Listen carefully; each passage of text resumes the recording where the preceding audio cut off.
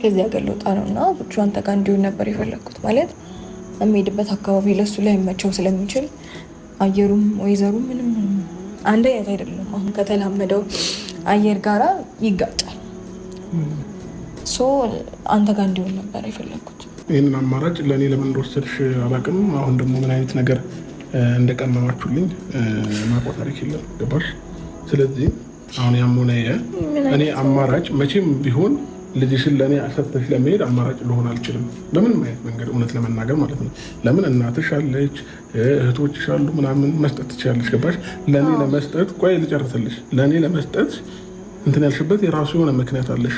እሱ ምክንያትሽን እዛው ራስሽ ጋር ይቆይና ግን ደግሞ ይህንን ነገር ለእኔ እንትን ስላልሽኝ ከልብ አመሰግናለሁኝ።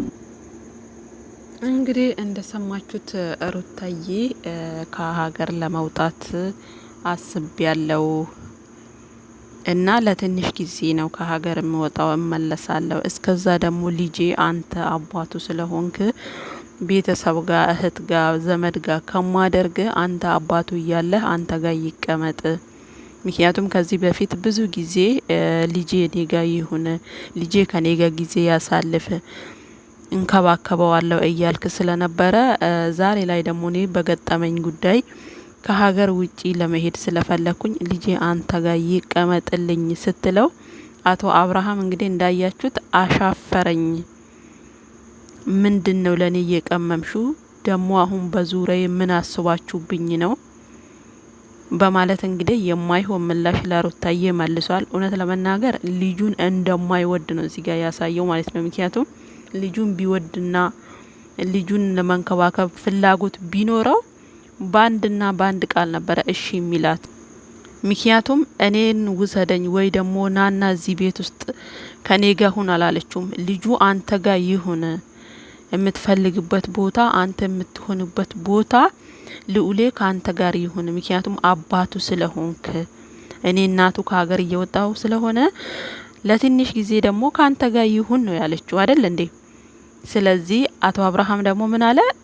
በፍጹም እኔ ጋር መሆን አይችልም፣ ከልጅሽ የሚበልጥብሽ ነገር ስለሌለ አንቺ ለልጅሽ ብለሽ ብዙ ነገሮችን ስታደርጊ ስለነበርሽ ዛሬ ደግሞ ከሀገር ማውጣቱን ጊዜውን ማራዘም ወይ ደግሞ ለጊዜው ከሀገር መውጣቱን ትተሽ ከልጅሽ ጋር መሆን አለብሽ ብሎ እንግዲህ እሷ ላይ ግዴታ ወይ ደግሞ የሆነ እንዴት ነው እንደ እርምጃ መውሰድ አይነት ማለት ነው። ገባችሁ አይደለ? ትላንትና እናት አባቷ ቤት ይዤው ሊሄድ ነው፣ ትንሽ እረፍት ላድረግ ነው፣ ቤተሰቦቼ ናፍቀውኛል ነይ እያሉኝ ነው፣ እነሱ ከሚመጡ እኔና ልጄ ብንሄድ ይቀላል ስትለው አሻፈረኝ፣ እዚህ መጥተው ይውሽ እንጂ አንቺ ልጄን ይዘሽ ከዚህ ወደዛ አትሄጅም ብሎ እንግዲህ እንዳስቀራት ሁላችንም እናውቃለን።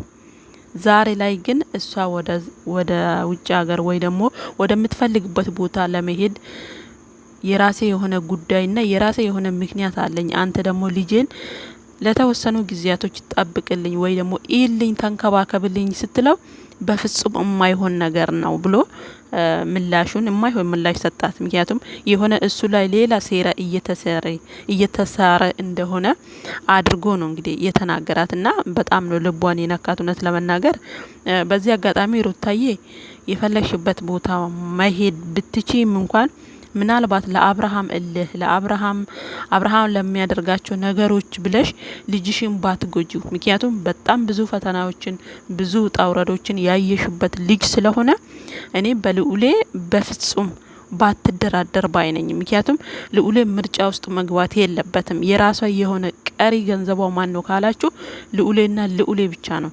የምሬን ነው ምላችሁ ፋሚሊና ዛሬ በጣም ነው ያሳዘነችኝ ሩታዬ ማለት ነው። ምክንያቱም አብርሃም ሲጀመር ልጁን ወይ ደግሞ ልዑሌን የሚፈልገው በቃ ኢዩኝ ለማለት ገባችሁ? ሚዲያ ላይ ይዞ ለመውጣት፣ ፎቶ ለመነሳት፣ ጂም ቦታ ለመውሰድ፣ ባህር ቦታ ለመውሰድ፣ ቲክቶክ ላይ ይዞ ለመምጣት፣ ዩቲዩብ ላይ ይዞ ለመምጣት ከዚህ ውጪ አይፈልገውም። ምክንያቱም ቢፈልገው ኖሮማ ውሰድ ብላ ፈቅዳለት ተውና እሷ ሳትፈቅድለት ትላንትና ይዞ ስልክ አጠፋፍተው ሲሮጥ አልነበር እንዴ? ስንትና ስንት ቀን 2 ቀን 3 ቀን አሳድሮ አልነበር እንዴ? ዛሬ እሷ ወዳና ፈቅዳ ያዝልኝ እኔ ከሀገር እየወጣው ነው ስትለው ምንድነው የዳገተው? ምክንያቱም እሷ ከኔ ጋር ሁን እዚህ ቤት ውስጥ ይዘህ ቁጭ በል አላለችው።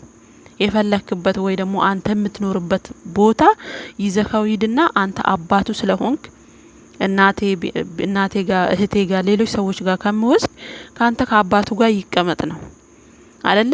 ልጁን ጭራሽ በሌላ ነገር የሆነ ሴራ እያሴርሽብኝ ነው፣ በልጄ ልታጠምጅኝ ነው በማለት እንግዲህ አልፈልግም፣ የፈለግሽበት ቦታ ውሰጂ፣ የሚያስፈልገውን ነገር አደርጋለሁ በማለት እንግዲህ ሩታን ትቷት ሄዷል ማለት ነው።